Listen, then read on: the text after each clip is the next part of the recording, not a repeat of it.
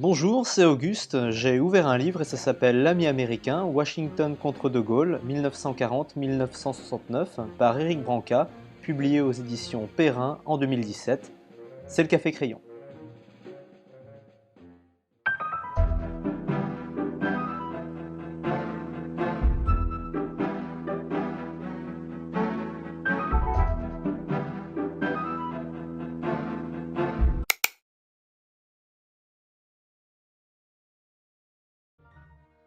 Alors, commençons par peut-être présenter l'auteur. Éric Branca, c'est un journaliste et un historien français, né en 1958, ce qui est une bonne date pour quelqu'un qui travaille sur Charles de Gaulle. C'est quelqu'un qui a commis plusieurs ouvrages sur la droite française en général et le gaullisme en particulier. Deux livres plus particulièrement sur de Gaulle, donc en 1999 et 2006. Une histoire secrète de la droite en 2008. Un livre sur De Gaulle et les Français libres en 2010, un livre sur Jacques Chirac en 2015 et enfin un ouvrage qui est sorti cette année qui porte sur De Gaulle et les grands. Alors quant à L'ami américain, l'ouvrage dont nous allons parler maintenant, il est sorti chez Perrin en 2017. Alors pour une présentation générale, il s'agit d'une recension chronologique des tentatives par les États-Unis pour empêcher le général de Gaulle d'arriver au pouvoir, de rester au pouvoir, puis de mettre en œuvre la politique pour laquelle il avait voulu arriver au pouvoir. Alors rapidement, les avantages et les inconvénients de cet ouvrage. Les avantages sont nombreux, c'est un livre qui est bien écrit, qui se lit très facilement, que ce soit dans le format éditorial ou dans le style de l'auteur, c'est assez léger, c'est plein d'anecdotes intéressantes et c'est pour ça que cette note va être un petit peu longue parce que beaucoup de ces anecdotes méritent d'être évoquées. C'est un livre qui est, à mon avis, sérieux et rigoureux sur le plan de la méthode historique. Il y a des sources qui sont variées, un degré d'information qui est tout à fait de qualité, et on sent que l'auteur est tout à fait familier avec son sujet. La bibliographie et les sources qui sont fournies en annexe sont aussi à compter dans les avantages que présente l'ouvrage. Alors, en ce qui concerne les points un petit peu plus négatifs, en tout cas critiques, il est clair qu'Éric Branca défend la politique du général de Gaulle et le général de Gaulle lui-même. Il y a des passages qui sont néanmoins critiques ou disons qui ne tombent pas, ce n'est pas un livre qui tombe dans l'hagiographie, mais néanmoins on est un peu dans l'idée que de Gaulle avait les bonnes idées, la bonne politique et la bonne éthique aussi malgré tout, et que les États-Unis jouent le rôle des méchants qui empêchent finalement la France de tourner en rond, c'est-à-dire de tourner dans l'indépendance pensée et tentée finalement par le général de Gaulle. Et d'ailleurs le livre se termine par le successeur en fait de Gaulle, de Pompidou à François Hollande, pour expliquer comment l'héritage du général de Gaulle a été progressivement démantelé. Pour ce qui est de la structure de la note qui va suivre, elle se découpe en 3 parties chronologiques, puisque le livre est lui-même chronologique et découpé en 12 chapitres. La première partie va porter sur la période 1940-1958, donc du début de l'aventure de la France libre jusqu'au retour au pouvoir du général de Gaulle et la fondation de la Ve République, et au passage aussi la naissance de l'auteur.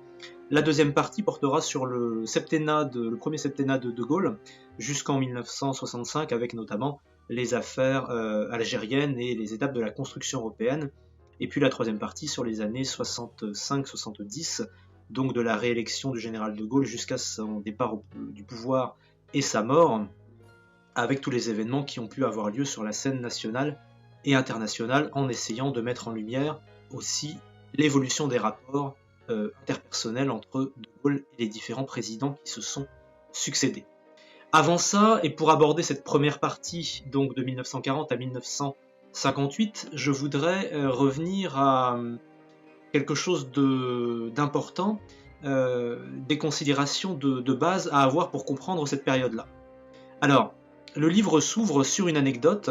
En 1963, Pompidou apparaît avec une mine déçue, disons un mélange de déception et de colère, en ayant appris que le général de Gaulle ne compte pas commémorer l'anniversaire du débarquement de Normandie, donc le 6 juin. Tout simplement parce qu'il considérait que dans cette affaire-là, les États-Unis avaient traité, je cite, la France comme un paillasson, et donc ils ne comptaient pas du tout commémorer cet événement, contrairement au débarquement de Provence. Et il faut bien comprendre que la vision de la Seconde Guerre mondiale comme opposant les Alliés, dit-on, comme un seul homme, n'est pas tout à fait exacte. Il n'y avait pas de consensus systématique, déjà pas entre les États-Unis et la Grande-Bretagne, mais encore moins entre les États-Unis par exemple et la France libre.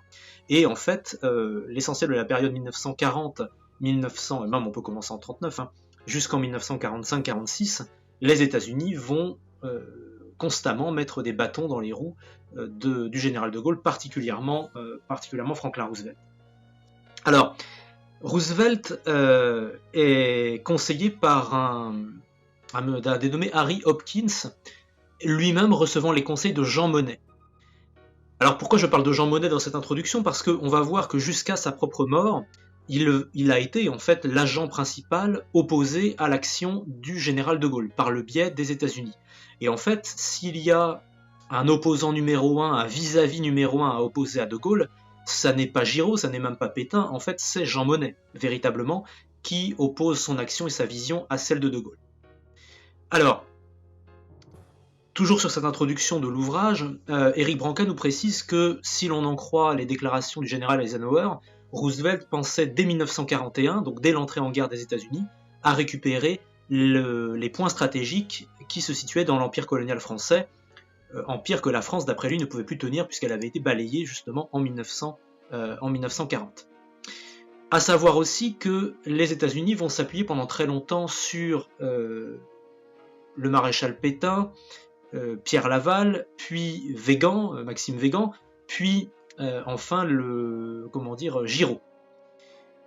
Alors, particulièrement, Éric Branca signale que dès 1940, Robert Murphy, qui était le représentant de Roosevelt au Maroc, s'entend avec Weygand, qui était lui le délégué de Pétain en Afrique du Nord, et qui, avec Pétain, justement, va constituer l'armée d'Afrique. Enfin, Éric Branca signale qu'en 1942, Darlan et le général Clark signent un accord, donc représentant des États-Unis et évidemment Darlan de la France de Vichy, en 1942, donc, ont un accord pour mettre l'Afrique du Nord à disposition des Américains. Donc, le ton du livre est annoncé dès cette introduction. Ensuite, Éric Branca présente 3 personnages clés pour la période, particulièrement 1940-1945, et vous allez voir que le troisième est important encore ensuite.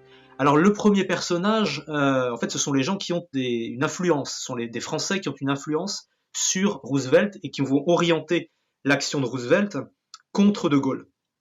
Le premier de ces personnages, c'est Alexis Léger, qu'on connaît plus généralement sous le nom de Saint John Perse, son nom de poète.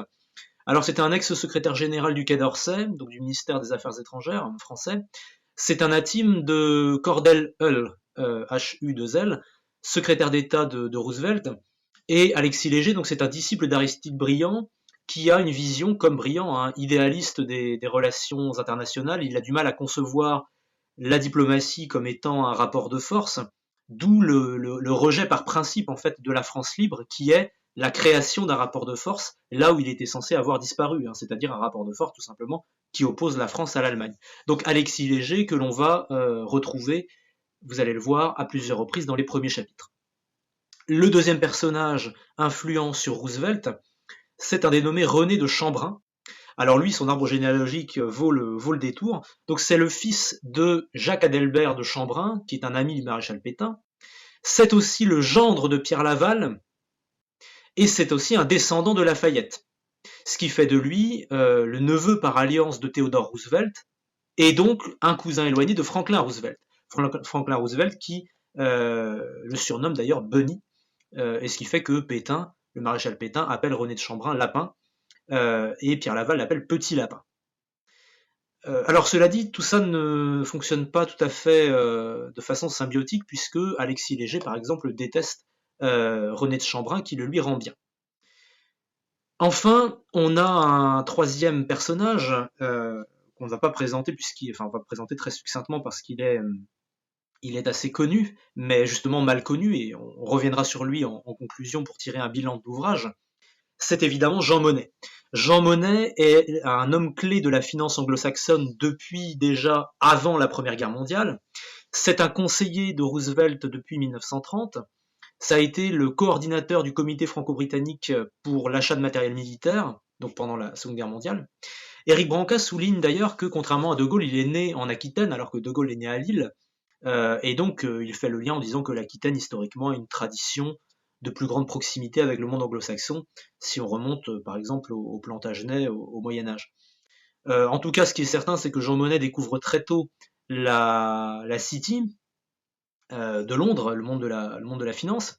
Il devient extrêmement connu et reconnu dans ce milieu-là, ce qui fait qu'à 26 ans, il a déjà une réputation assez, assez vaste dans le monde de la finance anglo-saxonne. Il est financé et parrainé par un dénommé Paul Warburg, W-A-R-B-U-R-G, qui est une figure de la Société du Mont Pèlerin. La Société du Mont Pèlerin, donc Pilgrims Society, est la matrice de plusieurs institutions bien connues, le Council of Foreign Relations, créé en 1920, qui est plus ou moins un secrétariat d'État de l'ombre pour fixer et déterminer la politique étrangère des États-Unis, en dehors du cadre de l'État. La société du Mont Pèlerin est également à l'origine du groupe de Bilderberg en 1954 et de la commission trilatérale en 1973. Alors avec l'ambassadeur Charles Corbin, l'ambassadeur donc de France aux États-Unis, Monnet a proposé tout simplement à De Gaulle la fusion, ni plus ni moins, des États français et britanniques en 1940. Pour lui, les structures étatiques sont complètement anachroniques et nocives, responsables des guerres, et Monnet résume lui-même sa méthode d'action qu'il va tenir donc tout au long en fait de sa vie, et notamment contre De Gaulle, contre l'action de De Gaulle. Il le dit dans ses mémoires, je cite: Si c'est au prix de l'effacement que je puis faire aboutir les choses, alors je choisis l'ombre. Et une autre citation issue de ses mémoires: J'avais mieux à faire que d'exercer moi-même le pouvoir.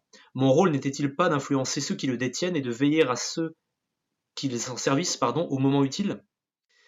Voilà, donc on a là l'homme clé, en fait, qu'on va retrouver dans à peu près tous les dossiers, c'est quasiment le gimmick de l'ouvrage, Jean Monnet, dont on verra en conclusion qu'il est tout sauf le sympathique père de l'Europe pacifiste des livres d'histoire-géographie de collège. Avant de passer au prologue et au premier chapitre de l'ouvrage, je voudrais également, au-delà de ces trois personnages, donc Alexis Léger, René de Chambrun et Jean Monnet, donner une définition importante pour comprendre la complexité des relations entre le général de Gaulle et les États-Unis, et comprendre notamment que les États-Unis ne se limitent pas au président des États-Unis. Cette définition, c'est celle de l'État profond. Alors, à la page 289 de son ouvrage, donc un petit peu plus tard, hein, mais je la donne néanmoins maintenant parce qu'elle me paraît nécessaire, Éric Branca reprend la définition que donne le professeur de Berkeley, Peter Dale Scott, dans son fameux ouvrage L'État profond américain.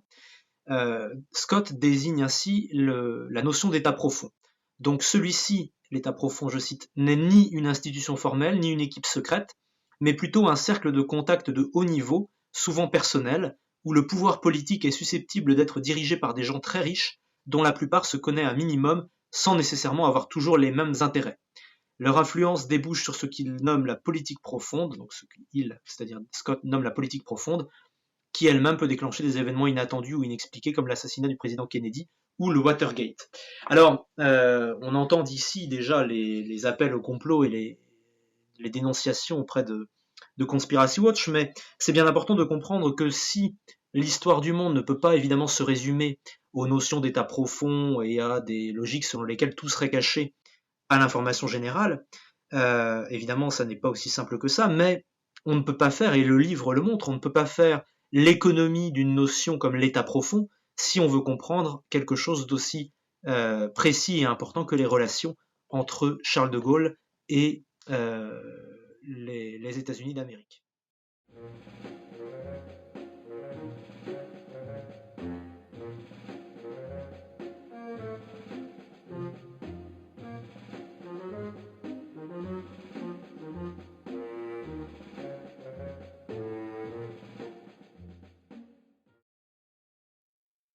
Cette précision introductive étant faite, on se lance donc dans la première partie de cette note de lecture sur la période 1940-1958. Avec un prologue, l'essentiel, hein, vous l'aurez compris, l'essentiel du propos va porter sur la période de la Seconde Guerre mondiale. Et Éric Branca nous donne un prologue dans lequel il rappelle que eh bien, les États-Unis ne se sont pas particulièrement bougés, hein, pour aider la France, ni pour faire pression sur l'Allemagne, alors que les documents ont montré que l'Allemagne redoutait une entrée en guerre des États-Unis et était prête à des concessions si la menace d'une entrée en guerre des États-Unis se faisait. Il rappelle également que Paul Reynaud avait donc en 1940, dans la défaite, avait légué les fonctions de maire de Paris, non pas au préfet ou à qui que ce soit, mais à l'ambassadeur américain que l'on va retrouver, qui s'appelle Bullitt, B-U-2-L-I-2-T, et c'est Bullitt qui a négocié, donc c'est l'ambassadeur américain à Paris qui a négocié avec les Allemands leur installation à Paris.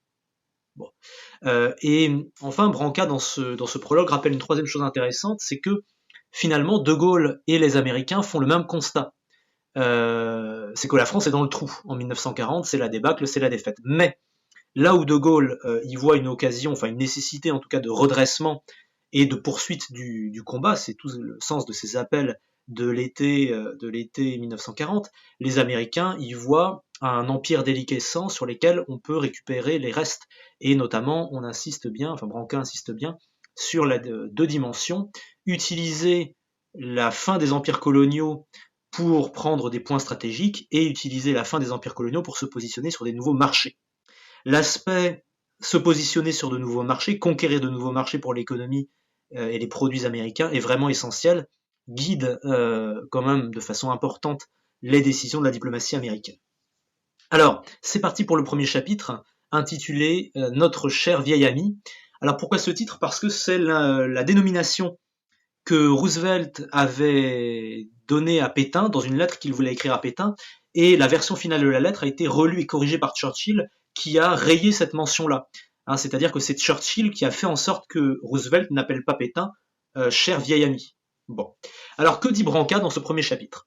Le projet du régime de Vichy consistait essentiellement à faire de la France une puissance agricole et à utiliser l'empire colonial, donc comme un atout pour obtenir une place de choix dans l'Europe nouvelle, donc de Hitler.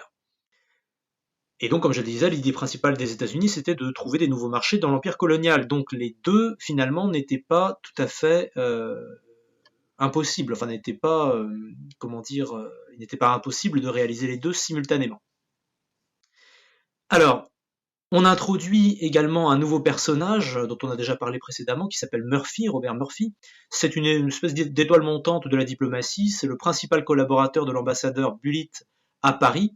Et c'est d'ailleurs lui qui va remplacer Bullitt à partir de 1940. Donc c'est essentiellement de Robert Murphy que l'on va parler pendant une bonne partie, en tout cas, de cette première partie de note de lecture.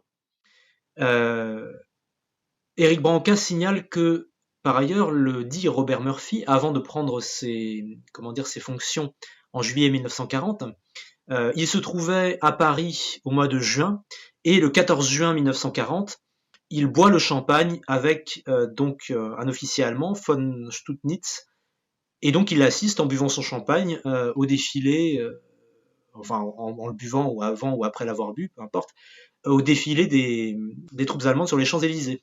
Bon.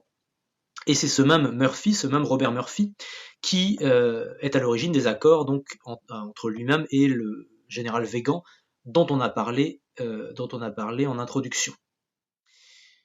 Ce qui est étonnant, rappelle aussi Éric Branca, c'est que le soutien américain au régime de Vichy, on a vu tous les liens familiaux qui pouvaient passer notamment par la famille de Chambrun, par la famille de Laval également.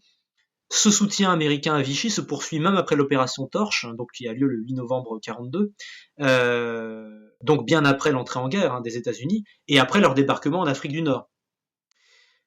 Donc il n'y a pas de rupture diplomatique entre Vichy et les États-Unis à ce moment-là. Ni l'entrée en guerre avec le Japon et l'Allemagne, ni le débarquement en Afrique du Nord n'ont rompu ces liens diplomatiques-là, qui pour l'instant font considérer que la France, c'est au moins partiellement, sinon totalement, d'abord la France de Vichy, entre guillemets la France légale. Éric Branca cite une étude d'un autre auteur, l'historien Gérard Bossua, qui montre que l'Afrique avait bénéficié du fait des accords Végan-Murphy qu'on a cités précédemment, de 50 000 tonnes de produits divers américains, plus 45 000 tonnes de produits pétroliers. Donc là, on voit bien que dès 1942-43, c'est-à-dire que la guerre, évidemment, n'est pas finie, les Américains prennent pied en Afrique du Nord et accomplissent, der chef, leur objectif d'acquisition de nouveaux marchés. Par ailleurs, ils mènent aussi une politique, en fournissant des biens de consommation, une politique de séduction des populations colonisées qui prépare leur implication, on le verra plus tard, dans la décolonisation notamment de l'Afrique du Nord et particulièrement de l'Algérie française. Et finalement, ça n'est qu'au tournant des années 41-42 que les États-Unis commencent seulement à penser qu'ils peuvent peut-être considérer la France libre comme quelque chose d'existant, comme une entité à laquelle on peut parler. Et ce revirement se fait uniquement à la demande et sous l'influence de Churchill. Donc pour résumer, jusqu'en 42, les États-Unis s'adressent avant tout à Vichy, sous ses différents représentants, que ce soit Pétain, Laval, Weygand, et ce n'est que sous l'influence de Churchill et quand la guerre est quand même bien entamée, donc au tournant des années 41-42, qu'il commence à envisager de parler.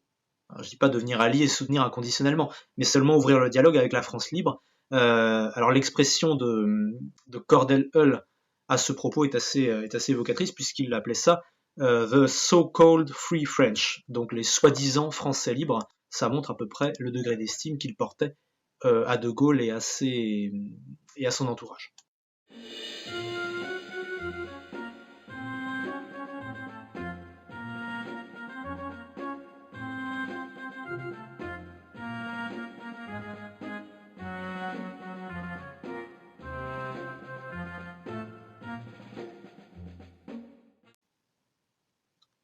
Alors Éric Branca poursuit avec un second chapitre intitulé Vichy avec ou sans Pétain, où l'on voit que les États-Unis finalement misent encore sur l'État français et non plus sur la personne à proprement parler du maréchal Pétain.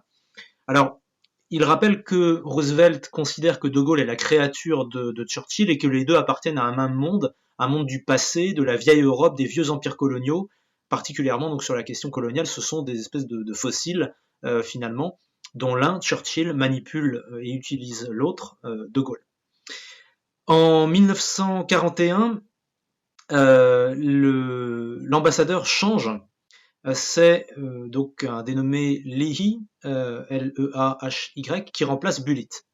Alors Leahy a la particularité d'être une espèce de fan de l'amiral Darlan. Il écrit dans son journal le 8 janvier 1941, donc au moment de prendre son poste, je pars avec l'ordre et l'espoir de collaborer à l'œuvre du maréchal Pétain. Je suis chargé de lui apporter les vœux fervents du président de la République américaine. Alors il apporte ses vœux fervents, donc ça c'est l'ambassadeur américain, Leahy, qui l'écrit dans son journal le 8 janvier 1941. Alors il apporte pas seulement les vœux, il apporte de la part justement de Roosevelt au maréchal Pétain une Cadillac avec une francisque dessus, bon, pourquoi pas, dans laquelle d'ailleurs Pétain va se montrer en public à plusieurs reprises tout au long des années suivantes. Alors, quand cet ambassadeur Leahy envoie un télégramme à Roosevelt ou à Cordell Hull, donc qui est le secrétaire d'État, il reprend l'avis tout simplement de Vichy sur De Gaulle. Hein. Pour lui, comme pour Vichy, De Gaulle est un déserteur, dégradé, etc. Et l'historien français François Kersaudy qualifie à l'expression suivante à propos de Leahy. C'est un expert des questions françaises qui ne connaît que Vichy et ne parle pas français. Donc c'est quelqu'un qui, en fin de compte, ne connaît pas finalement le pays dans lequel il travaille, ce qui fait qu'il recopie finalement et qu'il reprend la diatribe vichiste sur la France libre et sur De Gaulle. Alors, quant à l'alter ego, l'homologue de Leahy, l'ambassadeur français aux États-Unis, c'est un dénommé Gaston-Henri Hay, Alors c'est un fervent défenseur de la Révolution nationale, également un ami du général Pershing et de John Rockefeller, donc de la famille des industriels Rockefeller. L'anecdote dit que c'est un monsieur qui a causé des problèmes à Ève Curie, qui est la fille de Pierre et Marie Curie. Ève Curie qui organisait des conférences de soutien à la France libre aux États-Unis, où elle se trouvait alors, et donc l'ambassadeur français qui représentait Vichy lui a causé un certain nombre de problèmes, puisque lui promouvait au contraire la Révolution nationale aux États-Unis. Par ailleurs, Washington s'avère être à ce moment-là un espèce de repère d'antigaullistes notoires, notamment avec la présence de l'ancien ministre Camille Chotan, qui a été membre de 13 gouvernements différents sous la Troisième République.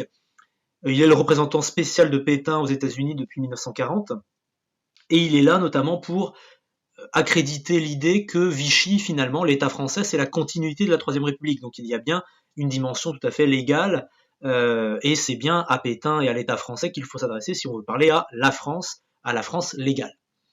On ajoute donc à l'ambassadeur français et à Camille Chotan, on ajoute René de Chambrun dont on a déjà parlé. Alors bon, c'est quelqu'un d'assez particulier. Paraît-il qu'il a été invité à un banquet le 13 mai 1942 en tant qu'avocat et plus ou moins homme d'affaires. Donc il est invité à un banquet en France occupée, hein, alors même que Pierre Laval vient de revenir au pouvoir en France sur ordre d'Hitler.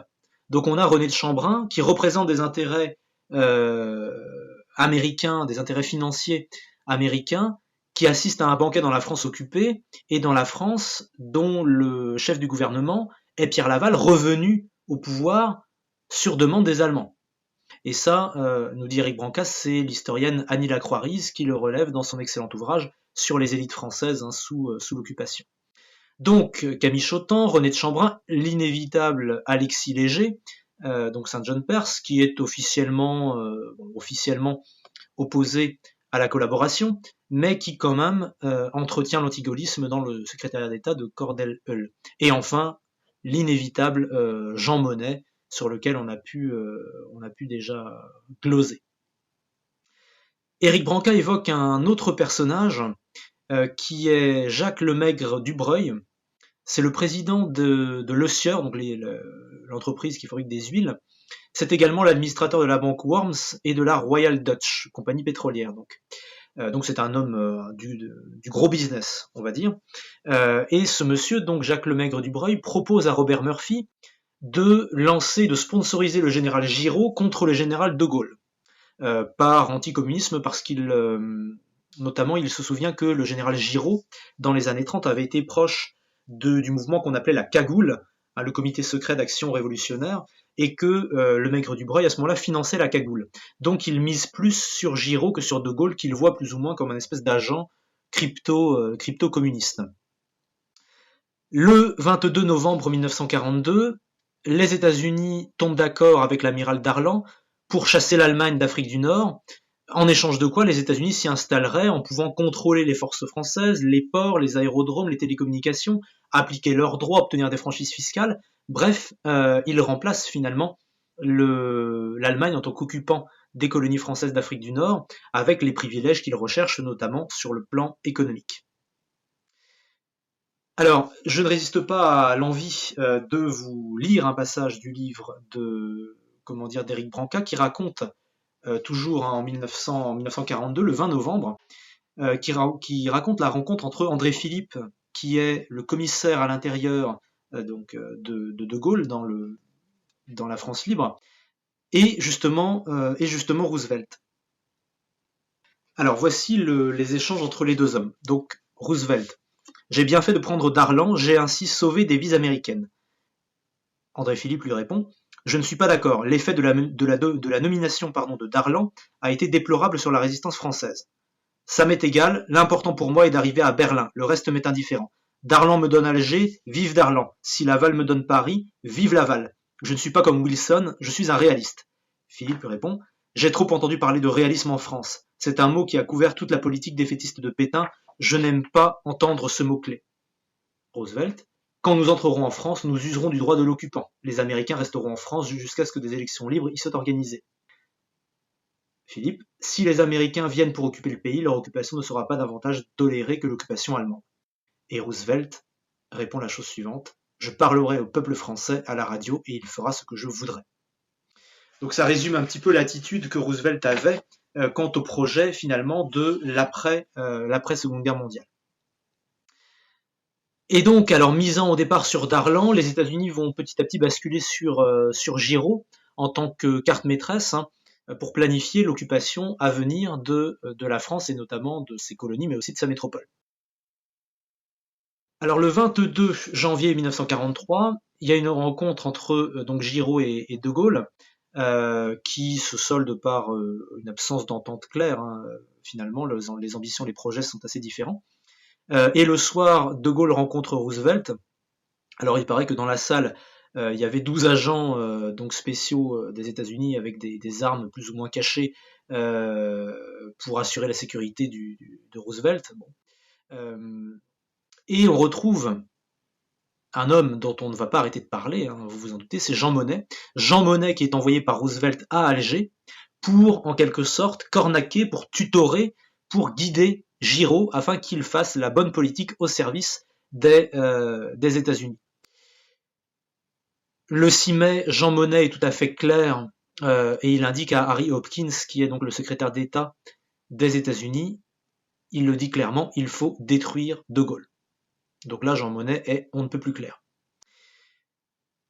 En 1943, le 30 mai, donc à la fin du mois où Monnet a fait sa déclaration là, à Harry Hopkins sur la destruction nécessaire de Gaulle, De Gaulle a entre-temps rassemblé les mouvements de résistance. Il fonde le Comité français de libération nationale, co-présidé par lui et Giraud, mais on voit bien dans l'organigramme que c'est De Gaulle qui domine et qui a gagné. Churchill le reconnaît dès la fin du mois d'août, et les États-Unis ne le reconnaîtront que plus tard. Donc on voit là que les années 41-42, ça a été les années pendant lesquelles les États-Unis sont passés de Laval à Darlan, puis de Darlan à Giraud en tant qu'hommes clés pour assurer leur avantage en France dans l'après-guerre, mais que le général de Gaulle, avec donc le rassemblement des mouvements de résistance et la fondation du Comité français de libération nationale, finalement a mis à mal ces projets en devenant le numéro 1, Giraud n'étant que finalement au second plan.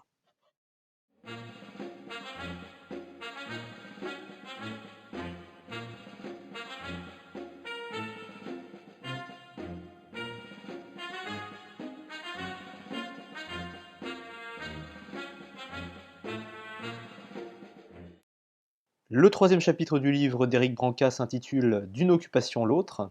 L'une étant évidemment l'occupation allemande et l'autre l'éventuelle occupation américaine dont on verra qu'elle a été en fait prévue assez tôt.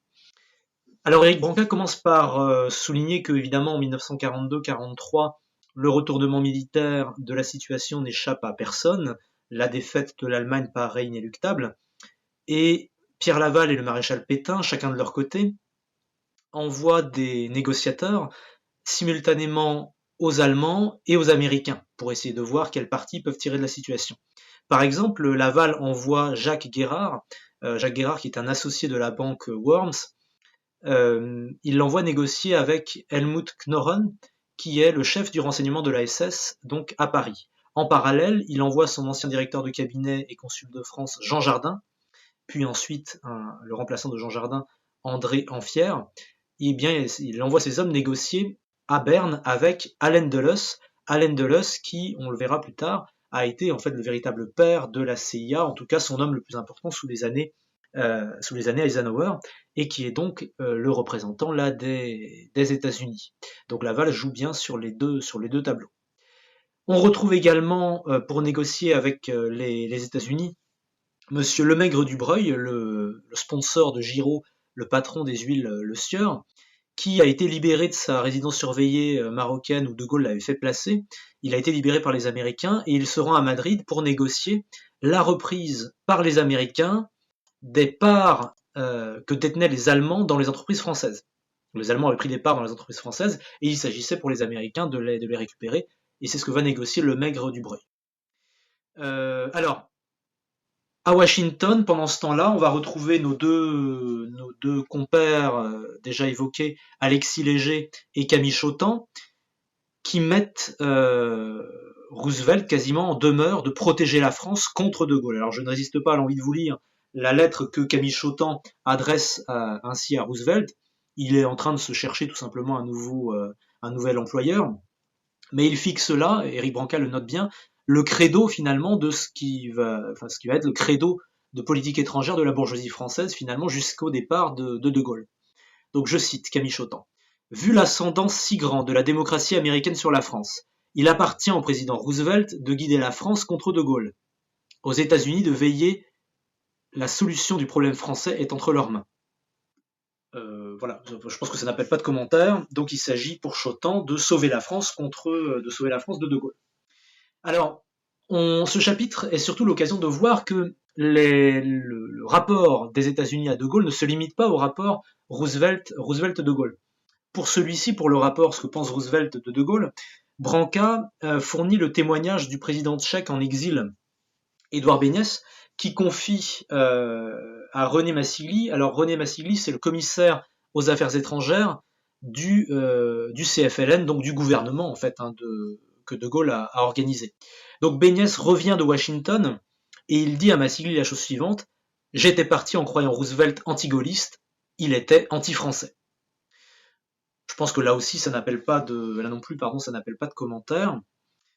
En revanche, ce qui peut nuancer un petit peu ce propos, c'est l'avis d'un personnage important, en fait de deux personnages importants, qui sont Eisenhower et MacArthur, respectivement, commandant suprême des forces alliées en Europe et dans le Pacifique.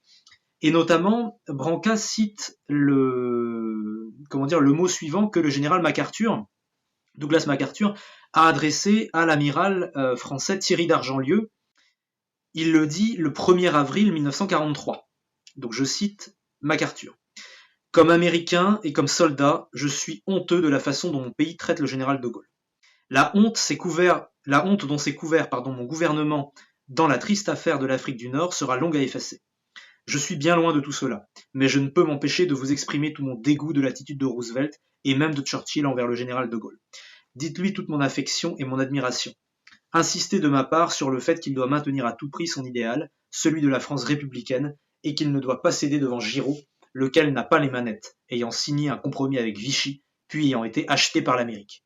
Et c'est MacArthur qui le dit, c'est-à-dire l'homme qui dirige les opérations véritablement dans le Pacifique, c'est-à-dire le théâtre pour lequel les États-Unis sont rentrés en guerre, puisqu'ils sont rentrés en guerre justement contre le Japon. Donc ça n'est pas n'importe qui nous offre là ce témoignage. Et enfin, donc le chapitre se clôt sur un propos, entre les relations entre De Gaulle et Churchill, avec une série de citations dignes des deux personnages, qui valent vraiment le coup. Alors j'en citerai deux. La première, c'est un échange entre De Gaulle et Churchill qui est assez connu. Donc De Gaulle dit la chose suivante: pourquoi semblez-vous croire que j'ai à poser devant Roosevelt ma candidature pour le pouvoir en France? Le gouvernement français existe, je n'ai rien à demander dans ce domaine aux États-Unis d'Amérique, non plus qu'à la Grande-Bretagne.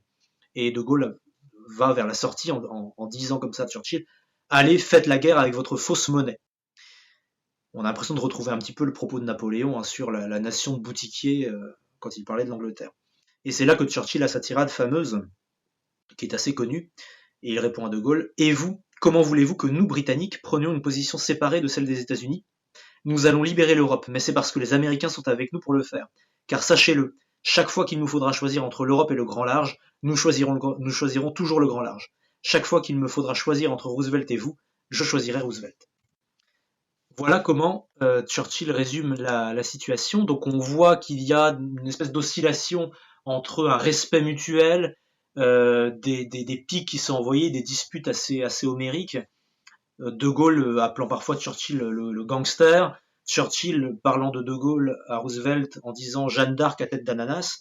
On voit qu'il y a un échange d'amabilité, mais néanmoins, au fond des choses, un profond respect pour la dimension historique et quelque part le sentiment d'appartenir à ce même monde de l'Europe, de la vieille Europe, comme dirait Roosevelt, celle qui a des empires coloniaux, et à laquelle justement Roosevelt veut mettre fin. Donc quelque part, historiquement, De Gaulle et Churchill se retrouvent dans le même camp. Et il y a une anecdote citée par Eric Branca, mais relevée par l'historien Warren Kimball dans un livre sur Churchill et Roosevelt paru en 1984. Donc je vous cite l'anecdote. Alors qu'il écoutait, dans l'après-midi du 6 juin 1944, la retransmission du discours prononcé par De Gaulle à la BBC, Churchill fut surpris par Lord Aimé en train de pleurer. Et comme Aimé, son vieux camarade de l'armée des Indes, restait impavide, Churchill le rabroua. Gros lard, tu n'as donc aucun sentiment. Donc on voit bien à travers cette émotion-là de Churchill qui écoute De Gaulle qu'il y a une relation évidemment qui est tout à fait particulière entre les deux personnages et qui a fait l'objet d'ailleurs de livres, puisque un livre pour parler des relations entre les deux hommes, eh bien ça n'est pas de trop.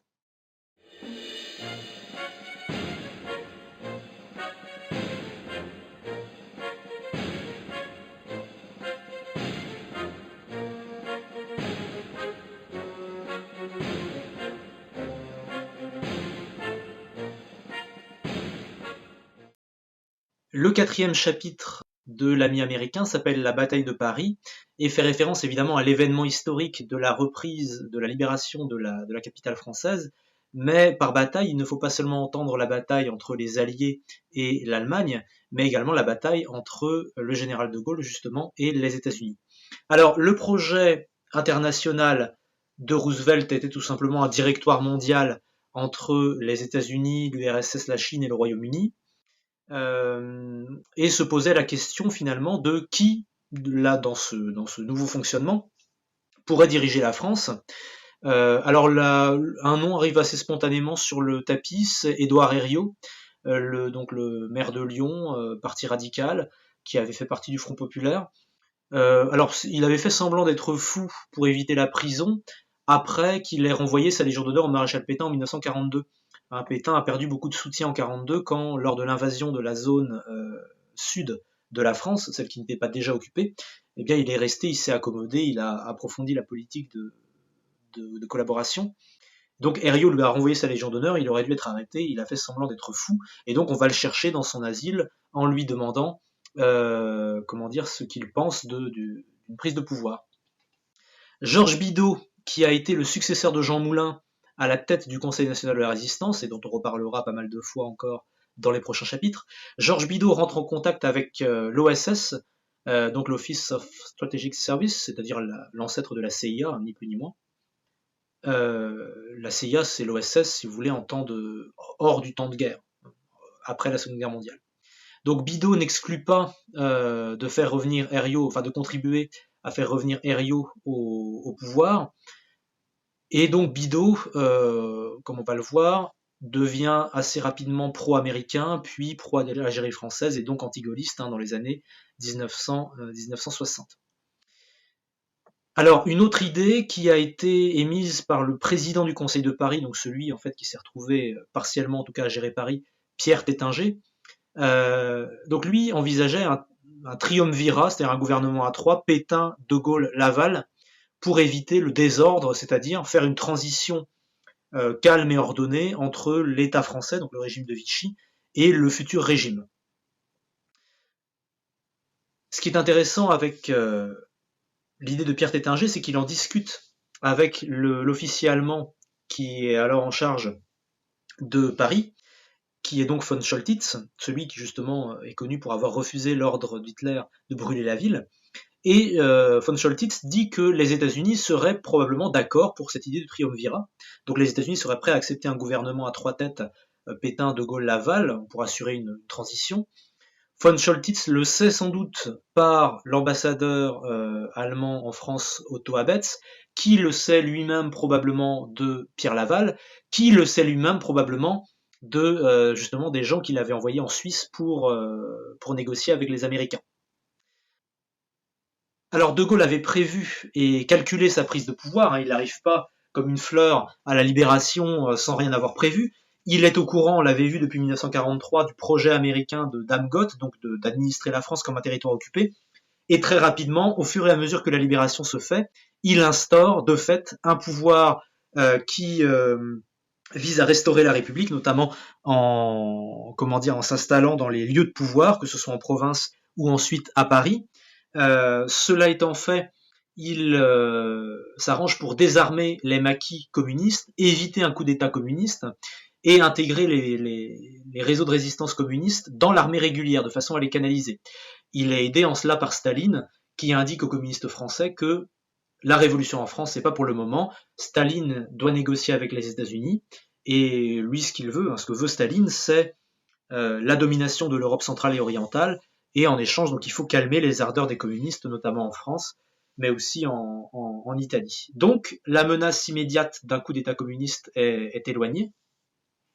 Et De Gaulle instaure petit à petit son pouvoir tel qu'il l'avait prévu et évite ainsi à la fois la révolution communiste et l'instauration d'une administration de tutelle dominée par les États-Unis. Ce retour politique et militaire de la France sous l'égide du général de Gaulle lui permet d'inscrire le pays dans le camp des vainqueurs et donc de participer au moins partiellement aux négociations d'après-guerre et de faire figurer la France justement au rang des vainqueurs et de lui donner des avantages certains, notamment dans les futures organisations internationales.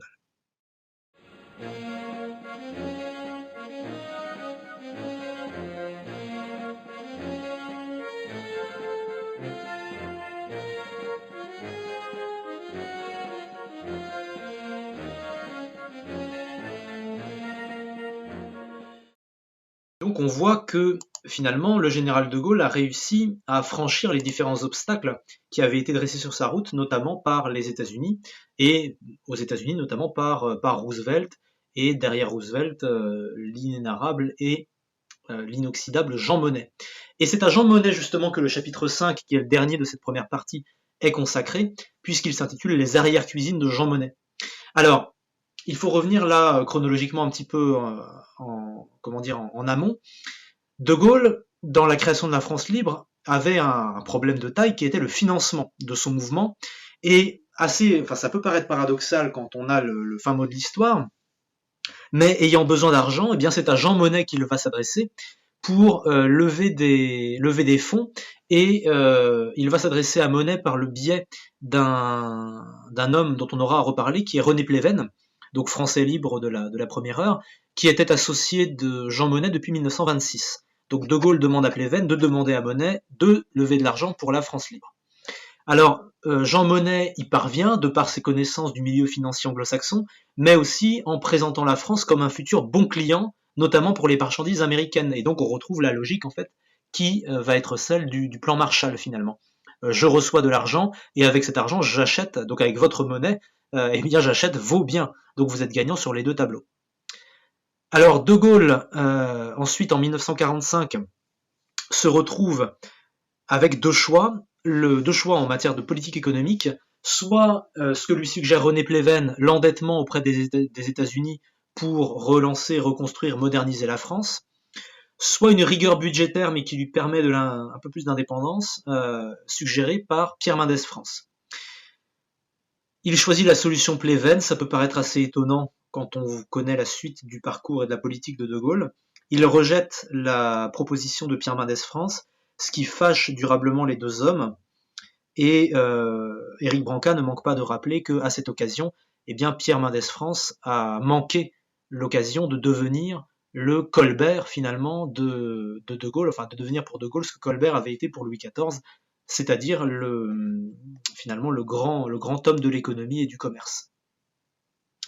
Alors, les États-Unis, face à leur statut de grand vainqueur, avaient d'abord pensé mettre l'Allemagne complètement à genoux, démanteler son industrie, en faire un pays essentiellement agricole, bref, défaire finalement tout ce que l'Allemagne avait accompli en termes de progrès économique depuis le XIXe siècle. C'était ce qu'on appelait le plan Morgenthau. Et comme on le sait, ce plan Morgenthau a été remplacé par le fameux plan Marshall, qui a contribué à l'échec du plan Morgenthau et à l'instauration du plan Marshall. Eh bien, c'est d'abord le secrétaire à la guerre Henry Stimson, c'est ensuite le général Marshall qui va donner son nom au plan, et c'est Allen Dulles, donc dont on a vu qu'il était un homme important de l'OSS et un futur homme encore plus important, puisque quasiment le fondateur de la CIA, tel qu'on peut se l'imaginer dans les années de guerre froide. Et ces trois hommes ont une relation en commun qui est Jean Monnet. Par ailleurs, donc Jean Monnet a ces influences-là aux États-Unis. En France, il exerce une influence notoire, on l'a vu, sur René Pleven, avec qui il travaille depuis 1926. Il influence également Georges Bidault, mais aussi Pierre Pflimlin, et Félix Gaillard, c'est-à-dire quasiment les hommes les plus importants du système politique de l'époque. Si vous voulez, tous ces gens-là sont liés à un même personnage qui est Jean Monnet. En 1951 est créé sur idée de Monnet, alors on met Robert Schuman pour annoncer la chose, mais on sait que de toute façon la déclaration Schuman du 9 mai qui a donné lieu ensuite à la fête de l'Europe, en fait elle a été écrite dans les bureaux du secrétaire d'État américain Dean Acheson et qu'elle a été transmise à Robert Schuman par Jean Monnet. Schuman n'était dans cette histoire qu'un lampiste. Il faut bien prendre conscience de ça. En général, quand on dit les deux pères de l'Europe, Jean Monnet, Robert Schuman, comme s'ils étaient à égalité, ils n'ont rien à voir en termes d'influence. Encore une fois, Monnet est à des kilomètres au-dessus de Robert Schuman, qui par rapport à Monnet n'est qu'un lampiste véritablement. Cela étant dit, donc Monnet a concocté la Communauté européenne du charbon et de l'acier qui prend forme en 1951. Nous produirons donc dans le Café Crayon une note de lecture sur un ouvrage d'Annie Lacroix-Rize qui traite justement de ce sujet-là et sur lequel nous reviendrons. Toujours est-il que Monnet a mené ces négociations et cette élaboration en secret avec 9 personnes.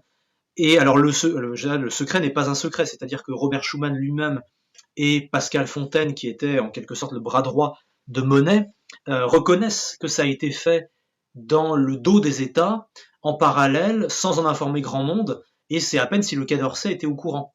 Donc on voit bien là la méthode Monnet qui est de ne pas faire confiance aux États et au gouvernement, mais d'agir par comité technique avec un petit nombre de collaborateurs pour mettre en place des systèmes qui s'imposent ensuite aux États. Alors, parmi les 9 personnes qui sont à l'origine en fait de la CECA, il y a un dénommé Pierre Ury, tout simplement. Pierre Ury, qui est Pierre Ury? C'est le président pour l'Europe de la banque Lehman Brothers, celle qui a fait faillite dans la crise de 2008. Et il parle des fondateurs de la CECA comme un commando envahissant le Quai d'Orsay. C'est une citation, sous commandement américain. Alors dans la création de la CECA, donc toujours en 51, les Pays-Bas, dans la préparation, donc le 25 juin 1950, les Pays-Bas voulaient faire supprimer la dimension supranationale de la CECA. Je rappelle que la CECA, Communauté européenne du charbon et de l'acier, c'est considéré en général comme la première étape de la construction européenne d'après la Seconde Guerre mondiale. Il y aura ensuite le traité de Rome, l'acte unique, et puis enfin l'Union européenne avec le traité de Maastricht. Et donc les Pays-Bas voulaient supprimer cette idée-là d'organisme supranational. Et c'est le secrétaire d'État américain, donc chargé des affaires étrangères, Dean Acheson, toujours lui, qui fait annuler tout simplement d'un claquement de doigts, par le biais de Jean Monnet, qui fait annuler cette proposition néerlandaise. Donc ce sont les États-Unis qui déterminent les paramètres de cette communauté européenne du charbon et de l'acier. On s'aperçoit vite au fil du livre que l'idée, évidemment, d'un parrainage et même d'une direction états-unienne de la construction européenne est tout à fait évidente à tous les niveaux et à toutes les périodes. On ne manquera pas de le remarquer dans les chapitres qui suivent. Donc en 1952, le 1er avril, la CECA est ratifiée et Jean Monnet ne veut pas s'arrêter là, il veut poursuivre et après le volet économique, veut passer au volet militaire. Et c'est l'aventure de la Communauté européenne de défense. Encore une fois, c'est un projet qui est parrainé et souhaité avant tout par les États-Unis, puisque toujours le même Dean Acheson avait déclaré en 1950 « Je veux des Allemands en uniforme pour l'automne 1951 », avec l'idée évidemment de réarmer d'abord l'Allemagne, de faire une armée européenne, donc essentiellement française, anglaise, britannique, un peu néerlandaise et italienne, pour défendre l'Europe contre les soviétiques, pour ne pas que les Américains aient à nouveau à aller se prendre des balles en Europe au nom de la liberté. C'était ça l'idée. Face à cette idée-là de CED, de Communauté européenne de défense, Malraux a la citation suivante qui résume assez bien la position gaulliste et la position d'ailleurs en général des gens issus de la résistance. André Malraux donc dit la chose suivante. et nous aurions fait la résistance pour que le général Guderian devienne par décision américaine commandant militaire de la place de Paris. Donc on voit bien là le problème, hein, on est 7 ans seulement après, en 1952, 7 ans après la Seconde Guerre mondiale, et le fait de reconstruire une armée allemande, parce que la Communauté européenne de défense, ça voulait dire d'abord réarmer l'Allemagne, eh bien un certain nombre de personnes, notamment en France, n'étaient pas prêts, ce qui explique le rejet de la CED, son échec en 1954, échec notamment dû au fait que la France, le Parlement français a refusé de ratifier la CED. Et on voit bien que ça ne se limitait pas aux gaullistes, puisque les communistes votent contre, notamment parce que c'est dirigé contre l'URSS, mais quelqu'un comme Weygand, qui était, on l'avait vu, pas du tout gaulliste évidemment, puisqu'il il avait été important dans le régime de Vichy au moins jusqu'en 1942. Le maire de Lyon radical, Édouard Herriot, donc plutôt, on va dire de gauche, centre-gauche, lui aussi est contre. Bref, la CED va à son échec, tout simplement parce que la France n'était tout simplement pas prête à accepter un réarmement de l'Allemagne quelques années seulement après que l'armée allemande en question ait quitté le territoire national français.